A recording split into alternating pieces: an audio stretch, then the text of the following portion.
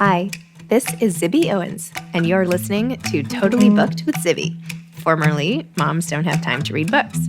In my daily show, I interview today's latest best-selling, buzziest, or underrated authors and story creators whose work I think is worth your time.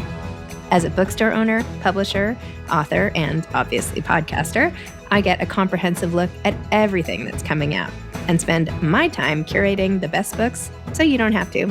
Stay in the know, get insider insights, and connect with guests like I do every single day. For more information, go to zibbymedia.com and follow me on Instagram at Zibby Owens. Sarah Spain and Deland McCullough are the co-authors of Runs in the Family, an incredible true story of football, fatherhood, and belonging. Sarah Spain is an Emmy and Peabody Award-winning sports journalist, the host of the iHeartDaily women's sports podcast, Good Game with Sarah Spain, and an ESPNW contributor. She has been a jack of all trades in her 14 years at ESPN as a radio and podcast host, television personality, producer, and writer. Spain is a graduate of Cornell University, where she completed as a heptathlete and served as co-captain of the track and field team. She lives in Chicago with her husband, Brad, and their 3 rescue dogs. Deland McCullough is a celebrated football figure who excelled as both a player and coach. A 4-year starter and the all-time rushing leader at Miami University, Ohio, he was inducted into its Athletics Hall of Fame. After he led the NFL in preseason rushing with the Bengals, knee injuries ended his pro career, which included stints with the Eagles and the CFL's Blue Bombers, where he was a 1999 All-Star nominee. Transitioning to coaching, McCullough became one of football's premier running back coaches, helping nearly 20 RBs to 1,000-yard seasons.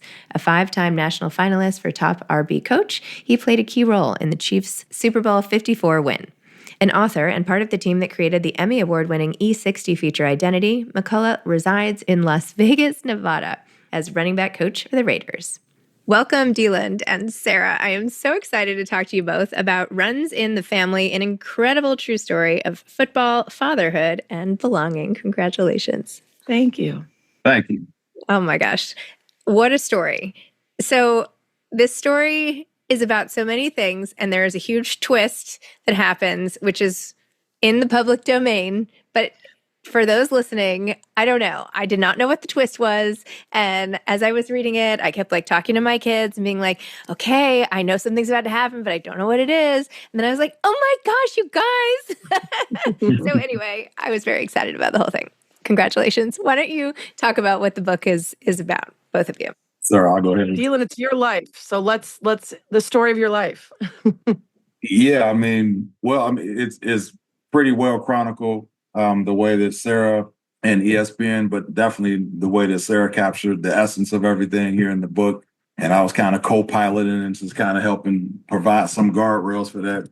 But it is what it is. It's a situation where a great story, I believe, that this talks about perseverance, adversity, obviously kind of framed up in the, with football as kind of the outlier, kind of the blanket over the whole top of everything, and just everything that happened along the way and some of the things that happened in my life. So, yes, it was hard. It was therapeutic.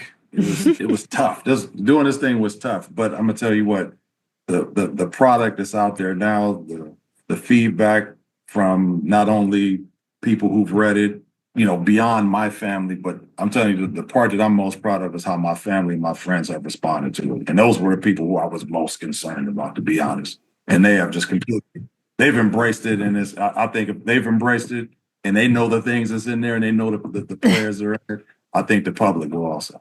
Yeah, Deland's friend, our mutual friend Skip, brought me this story a handful of years ago when I was working full-time at ESPN, and gave me a less than 5 minute synopsis, and I had chills and I was almost on the brink of tears.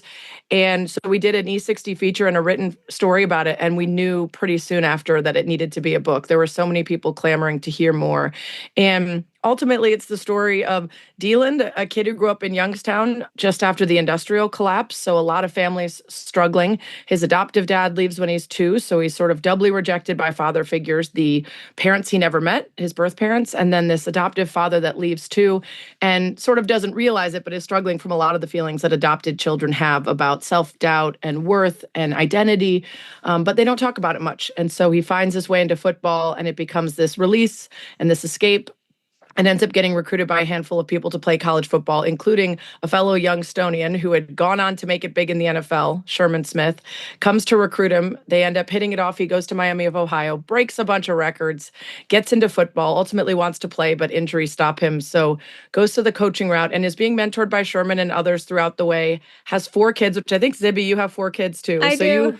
You can understand the feeling of, where did my kid get this from? Why does one kid look like this? Why does one kid have this? Is that all from my wife's side of the family? What's coming from me? I've never met anyone that looks like me or talks like me or shares my blood.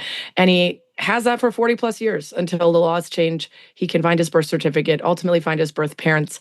And that's the twist you talk about that's in the public domain. But it's so unbelievable that if we didn't tell you this is real, and when we did the ESPN story, we demanded the paternity test just in case to make sure this was real.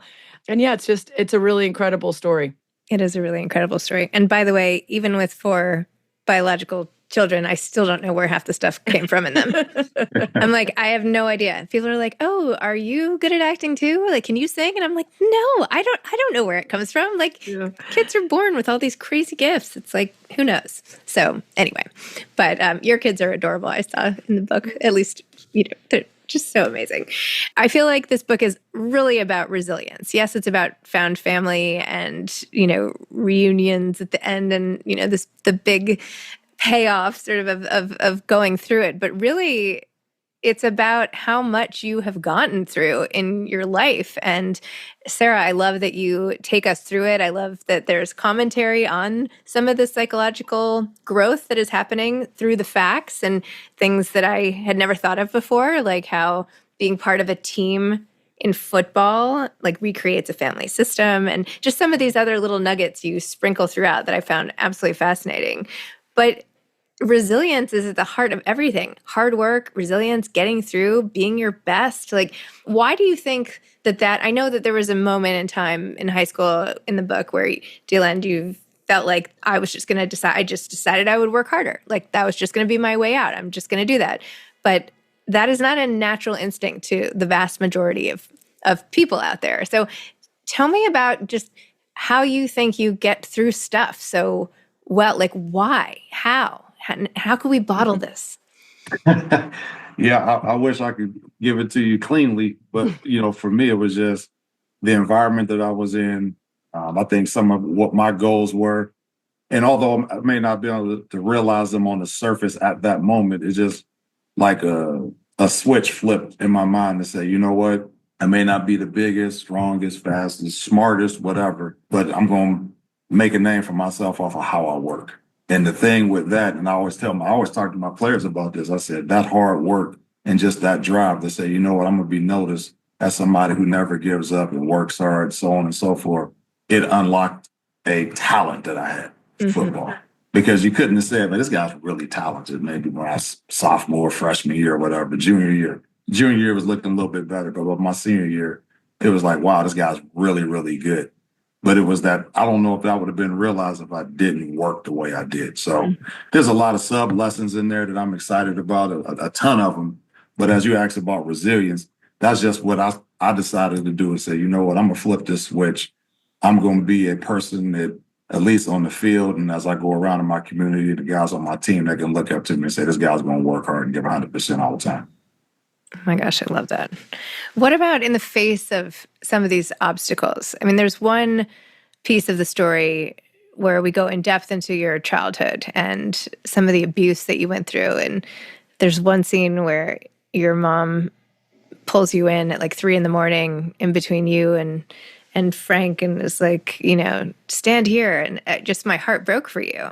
But then there are things that were out of your control. I mean, not that that wasn't out of your control. It was also out of your control. But, when you had your knee injury and the compound fracture, and then the ACL on the other side. It just like kept going. I'm like, oh no. Like I thought that we were about to have this big, like, you know, NFL payoff story here. And yet things kept setting you back. How do you not go into like a dark place? Like, can't the universe give me a break type of thing? Well, I mean, I looked at it like the universe was balancing some things out to a degree too, because there's a lot of things in the book that were self-inflicted.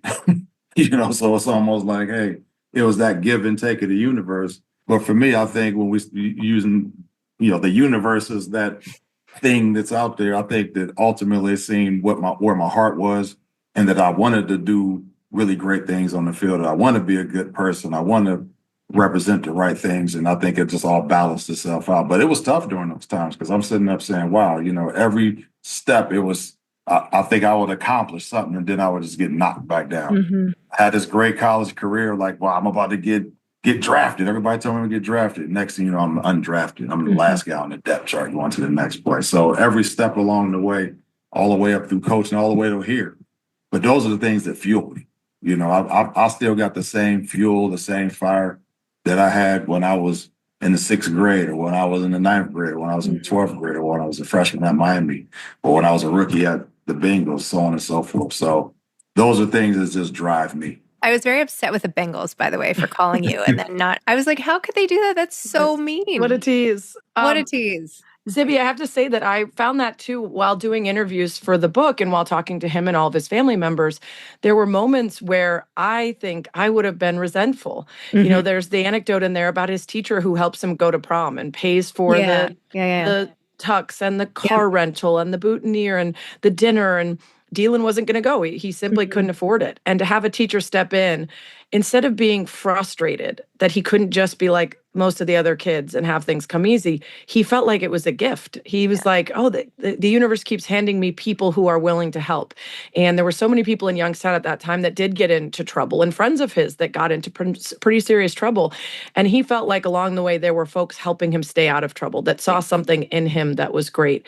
And you know, I read probably 9 books maybe as research for this book because I really wanted to understand all the different ways that adoption can impact people. I wanted to understand ending generational cycles of trauma. I wanted to understand what we actually get from DNA versus what we get from family systems and emotional DNA, and the things that are passed on via lessons and messaging. And as you point out, I put a lot of that in the book because I want people to read it to not only be like, oh, cool Deland story, but also, wow, hey, I can choose in my family what I want to take with me to the next generation and what I want to end with me, what I don't think serves me and the people coming after, and even heal backwards. And so in doing all that research, it really struck me that some of the very things that Deland struggled with as a youngster also were the drivers for his success. The self-doubt, the belief that other people didn't believe he could be great was what drove him to work harder and be determined. And so while it was hard for him because he felt like people didn't believe in him, it was actually also what completely helped him make it to where he is now, a Super Bowl winning coach and a fantastic dad. But so many people, I think, don't react to trauma that way. They repeat it, or they end up becoming the thing that they saw. And so the most remarkable part of Deland's story, I think, is how he decided, I don't want to be like the father figures who have not taken responsibility. I don't want to be like the men in my life who were abusive or didn't stick around, and how he's become this incredible dad and father to all the kids that he coaches and men that he coaches in the same way. It's just really impressive. You're like a mensch. It's great. You know what that is, Deland? No, I don't.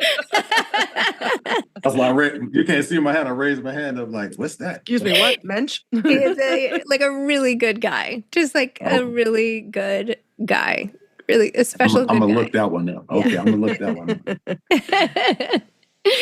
So, Sarah, when you were delving into the story, how did you decide, and Deland, how did you collaborate on this, and how much of what to include? Like, there's so much, and there's so much about the family and your older brother and your mom and the neighborhood, and then like the trends in what made Youngstown what it was, and societal trends and AC and what happened. I mean, there was just so much. We really went there. Like, was it mostly to contrast with Like, just tell me about decision making in terms. I'll tell you about my decision making, and then Deland can step in and be like, and here's why we didn't include some stuff, and or here's what we did think was worth keeping. So, for me, partly when a story begins in the 70s, for people reading it who weren't around then, I like to set the place. And I also felt like Youngstown was almost like another parent for Deland. There was such an impact on him and his brother and his family based on what was going on in the city at that time, and how different things would have been if they had lived so many other places and gone through the same things. And I think Deland says from the very beginning, I really didn't ask a lot of questions about where I came from because everybody was dealing with some big stuff. People were struggling to pay bills. His mom was constantly working to try to keep them having a phone or heat or electricity. So the idea of let me sit around and navel gaze about who my birth parents are is not the same as maybe a very privileged kid who's being handed everything and wants to know more, right? And so I thought it was really important to set the scene for what the people around him were doing, and also why his adopted mom made the best choices that she could in a really difficult time, right? I think Adele is a character for some people. They'll have issues with some of the things that she brings into the house, but ultimately she is working so hard to pay for their education, to show them the benefit of hard work, to teach them how to make choices for themselves. And God will show you, two choices, how to be good and bad, and you get to choose. And Deland bringing that throughout his whole life. And so I think understanding just how tough it was in Youngstown was really necessary. And then to my earlier point, I think the more detail you can give, the more relatable something is. People often think the opposite. Be really vague and everyone will know. The more detail you provide, the more other people see themselves in this. And I felt like reading all those books and educating myself, I was like, I'm so lucky I get to learn all this. And how different would the world be if other people knew this about messaging and family systems, about the emotional DNA they carry, about epigenetics and how your DNA can actually be influenced so deeply by the atmosphere that you're in, and the influence of everyone from your family to the town you're in.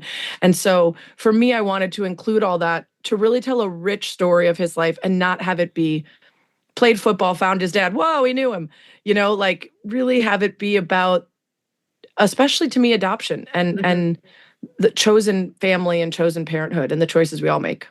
There was a moment when your mom was like, when I think it was after Frank left. Yeah, I think it was after Frank left. It doesn't matter. Anyway, and you were talking about a father figure, and she was like, look, like the Heavenly Father is your father. Like, it's okay. You're always going to have a father, and he's always going to be up there for you. So, like, let's just move on. I feel like I could feel her love in the strength of her love in the descriptions. Like, I felt no judgment at all. Like, what came through in the book was like just the sacrifices she was willing to make and how she was clearly doing her best. And then, I felt kind of sorry for her at the end when she's like, when she had the hardest time sort of coming to terms with the fact that there is this new introduction of another sort of mother figure in your life. How is that going, by the way? Yeah, everything is going good with that, and just like as, just to go backwards, to go forward, as I go back and I think about, the fact that I wanted a father so bad, that I was, just looking for that father figure. And she knew that. She knew that that was something that she really couldn't do. She couldn't be, me and my brother's father. That even drove her even more. And you get to see, and Sarah did a great job of laying out her background of why she kept giving so many opportunities. She was given opportunities because she thought she could fix this person. She wanted to, there was like all these different prongs of things that she was trying to accomplish by whipping these guys into shape and saying, look, I want you to be a man for our family. I want you to be a good husband to me. I want you to be a good father to my sons, all these different things. So it was, her thought process was noble for sure. Ultimately I got to a point where I didn't feel as though I needed that. And I was getting it from other people, like that father figure from whether it be from coaches and different things like that. So I had to mature on that level. But just like you said earlier, I quickly found out examples of what I wanted to be and what I didn't want to be. And I said, okay. And that was the tough part, I think, for my mom, is that she consistently beat herself up about what was around this, because now she has this 360-degree view. She could see everything. And I'm telling her, no, the exact opposite. I said, it's all good. I said, no, I was messing with her a couple of weeks ago. I said, now, if I was writing this book from jail, maybe you should be feeling that way. Yeah, And I was exactly. like, hey, this is the memoirs of an inmate. I said, Yeah. that's a different. I said, that's not the case. I said, that's not the case. Me and Damon turned out as well as you could under that circumstance, even better That is what you would Sarah's Beyond belief. Yeah. It's Sarah's next book will be Memoirs of an Inmate. She will. Yeah. Oh, I just think this is so amazing. I mean, how does it feel to have your whole life? I mean, this is a deeper dive than like most incredibly high profile people get. Right. This is like more than like, I feel like a presidential biography. This is so much detail. Like, how do you feel having it out there? Well, we're gonna see here in a second. Yeah. I mean, Yeah. that's why I've shared it with enough people whose opinions I value, and just who would, friends of mine who would just tell me, hey man, this is this or so that. And I'm talking about guys who don't have to suck up and say, oh, this is no, they told me how it was. And every response I've got has been really, really positive. And like the epigenics and the emotional, I mean, people are reading it and saying, I see myself in this. I see how I was raised in this. Yes, I'm giving some specific stories that may not fit other people, but the bottom line is those underlying themes are universal. Yep. Now, there's some specific things that it talks about in there. And, and ironically, I mean, I thought some family members, even some friends would bring those pieces up specific because it seemed like I'm like over dwelling on those parts, and none of them even said anything about that. Wow. They seem to capture the essence of everything beyond, oh, here's your girlfriend from college or whatever. Nobody really even said anything about it. Yeah, Deland was really worried about his ex-girlfriends. And I was like, with respect to your wife, you have a beautiful family and several children together, and you've built something great. I think she's okay if we mention that at one point you dated someone else. We all did it before we met our spouse. No, it was really important to me to respect all of his family members and to tell the story in a very honest way, but to not be salacious or seek out things that were unnecessary just to put in if they didn't help tell the story. And, I pride myself on my empathy in life. And I think it really came into play in telling the story is how do I put myself in the position of each person here and find what they wanted, why they did what they did, even Frank, even someone who is a pretty villainous character and a guy who brought a lot of pain to a lot of people. I tried to understand, like, when he went into jail and came out, what happened in there? Yeah. And when he came out and Adele tried to convince him, you're a talented dude, go find some work. Like, here's the things we can work on together and build up his confidence.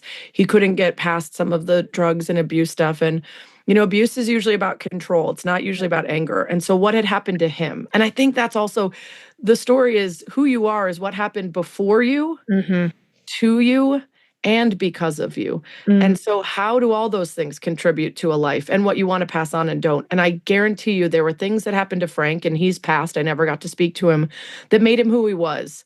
And that doesn't excuse what he did. But I wanted to bring that perspective to everybody in the book because it really doesn't serve people to read a book where everybody is flat and then the main character, quote unquote, is super fleshed out and the hero of everything. You need to understand that, Deland had to work through some tough stuff to come out on the other side too. Well, it was chilling that you mentioned that they had to they closed that prison soon after he left because it was like so bad. Yeah, and that didn't was even my meet intention. the was what was quality going on in there. Like if it could be, I mean, how often are we closing prisons? Now or then, right? For the conditions. So what did he go through in there, and why did he come out having lost the part of him that maybe Adele first loved? So, gosh, oh my goodness. So. You've taken all of your life experience and now you shape the careers of other young men and athletes and everything in a sport that is highly controversial in terms of safety, especially for those kids. How do you feel about that, especially with your own like physical manifestations of your football career? And what do you say to kids just starting out? And what about your own kids? Are they gonna all play football? Like, how do you feel that they all play football? Got some ballers. They all play. They all play. Okay. They all play. So I mean, I'm not advocating or not football. I mean, football is a sport, and the guys enjoy it, And I know it was interesting. I was talking with my dad the other day and just talking about how football brought us together. Mm-hmm. Just think about the levels of if I didn't play football, I'd have never met my dad in advance. If I didn't play football, would I have been at USC? There's so many things that the football link is involved in. For me, even with my own family, the life that I've built, I tell my kids, I said, football gave us the life that we have. Mm-hmm. So I definitely don't have any animus towards football. Not that that's what you were implying, but as it relates to the guys who I just dealt with and met with earlier today, I mean, those are unique and long-lasting relationships that would not have been, possible, being not through football. So enjoy it, love it, the relationships, the building of young men. Yes, we have an hour and a half of football meetings, probably 25 minutes of it, we're talking about life. So I know Dad used to say this at one point in time. He said, football and coaching is a ministry because you get the opportunity to impact these guys in a way that you normally wouldn't have that opportunity to. So it's been, especially for something I wasn't initially interested in. I wasn't interested in being a coach, but I know I wanted to work with this type of environment. Yeah. And yes, you get the full scan of people, and not that everybody grew up like I grew up or different things like that, but football and the lessons of it are universal. So it's all good. Yeah, I love your pivot, by the way, to being a school principal in the middle there for a while. I was like, where is it? Okay, look at this. Sorry, I cut you off, Sarah. I was wanting to work with kids and help kids that grew up like him, and it eventually led him back to football. But I kind of love that wasn't the whole goal the whole time. That's very one note to just be a football guy. But the idea that he didn't even want to be a part of football and wanted to help in so many other meaningful ways, I think influenced also the way he coaches, which is how he's been able to move up the ranks because of his approach. I just have to say about football, I've been at ESPN for almost 15 years, and I've covered a lot of football and talked about a lot of football. And it is a really fascinating understanding of circumstance, because there are people who will not live a privileged life, will not experience some of the best parts of life without finding their way out of where they are through football. And so the dangers feel different to somebody who is looking to unlock a different life using the sport than they might to somebody who's speaking from a privileged position and understands the dangers of CTE and some of the other things associated with the sport. And so for me personally, one of the best parts of my job has always been to learn how to see the world through other people's eyes and to empathize and to understand perspectives different than mine. And so while I fully understand how scary it can be to send a kid into football, and I fully understand the dangers that are inherent, you also do look at the incredible relationships and benefits and lessons and the resilience that Deland figured out and found. And it's harder to be as cut and dried about it than you might think. My son plays football. He's a running back. He's a junior in high school. Right. Yeah. Oh, there we go. Yeah. Zibby, does it run in the family? Do you got wheels, Zibby? That's what I'm talking about with these things that come out of nowhere. These gifts for kids somewhere. Yeah, not me. But yeah, I mean, this is always a source of debate, right? People to me are always like, you let your son play football? And meanwhile, not in this room, but in another room in our house, my husband is such a football fan that we have every team of every helmet on our bookshelves instead of books. So he gets that room and I can. Nice. What a nice balance. A room full of books right next to a room full of football helmets. That sounds like my house. Yeah. Okay. So what is, for both of you, I'd like you to close with like some advice. So maybe advice to aspiring athletes or people who feel like there's something really in their way right now and they have to push through it because Deland, you've pushed through so much stuff. And Sarah, like the perseverance to get the story written and out there and how many years it took and all of that. Like, give us some parting wisdom here. Let's go, Coach. Let's hear it. Oh, shoot. Locker room speech. Yeah, I don't know. But no, I mean, what I tell guys is don't let anybody tell you what you can't be, because although it may not manifest itself in specifically what you're doing right there, the tools, the work ethic, the relationships, all of the skills that you're building in that, it still can manifest into success in other things. So I got to have those conversations with guys, because I'm sitting here with guys who are in college or in high school who think they're going to college. I'm guys in college who think they're going pro. Guys who are in pro who think I'm going to be a Hall of Famer. So you have to have that balance, and letting them know, although you're not being a dream killer by any stretch. If anything, I think I'm being an expansion of that dream. So it's not so linear. It's like, hey, there's other things that I can do. So those are the things for me. I just say, hey, look, don't let anybody tell you, including me. And I make a point not to tell people what you're an author, what they can't do. Yeah. So that's my thing. You're a book author now. Who would have told you? Yeah. Ain't no way I would have been told that. I can tell you that. Yeah. I mean, my anecdote from this is pretty telling for me. I'm a confident person. I don't think I shy away from trying things and putting myself out there, but I have at times put restrictions on myself that were artificial and were about me thinking I couldn't do something. And one of them was I've always wanted to write a book. And yet when I brought this story to ESPN to do the E60, which is about a 25-minute TV feature, they said, oh, we definitely need a written story along with this. And you're a writer. I was like, yep. And then I almost suggested one of my ESPN colleagues to do it because I hadn't done a long form feature before. I'd done a lot of writing, but not the super long form investigative, do all the interviews and that. And I was like, well, I'm going to do it. And then I won this incredible Dan Jenkins medal for sports writing, like story of the year. And then I got a book offer, and now we've written a book, and so far it's getting rave reviews. And I'm like, why did I almost stop myself from that? I'm a professional writer, and I almost stopped myself. You know what I mean? It wasn't even like a big leap. It was just something I hadn't done before. And I recognize in myself a lot of control issues. I want to be in control of everything. And I get really nervous the first time I do anything because I don't know what it's going to be. And then once I've done it once, I'm never nervous again.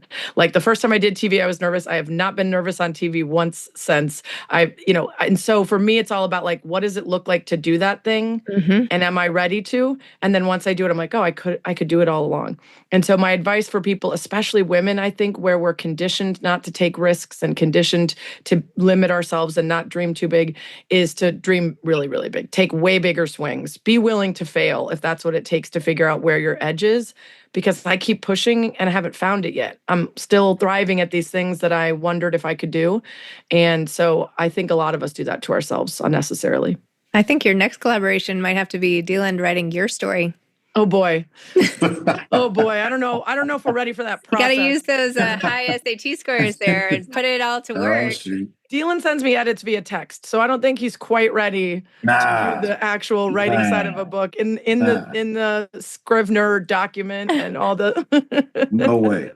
Not at all. You never know. Well, the two of you make a very, very powerful team and such a compelling book. And I am so excited to see this in the world and where it goes and when it's going to be a feature film, by the way. Is that happening? We're working on it. Okay, good. Yeah, good. Yeah. Excellent. Can't wait to watch that when it comes out. Yeah. Thank you so much for having us and for reading it. We appreciate it. Oh, it was my pleasure. I got so much out of it. I really did. Thank you very much. Thank you. Bye. Yep. Awesome. Thank you so much. Thank you. Take See care. you, Deland. Thanks a lot. I'll see you later. Bye. Thank you for listening to Totally Booked with Zibby, formerly Moms Don't Have Time to Read Books. If you loved the show, tell a friend, leave a review, follow me on Instagram at Zibby Owens, and spread the word. Thanks so much. Oh, and buy the books.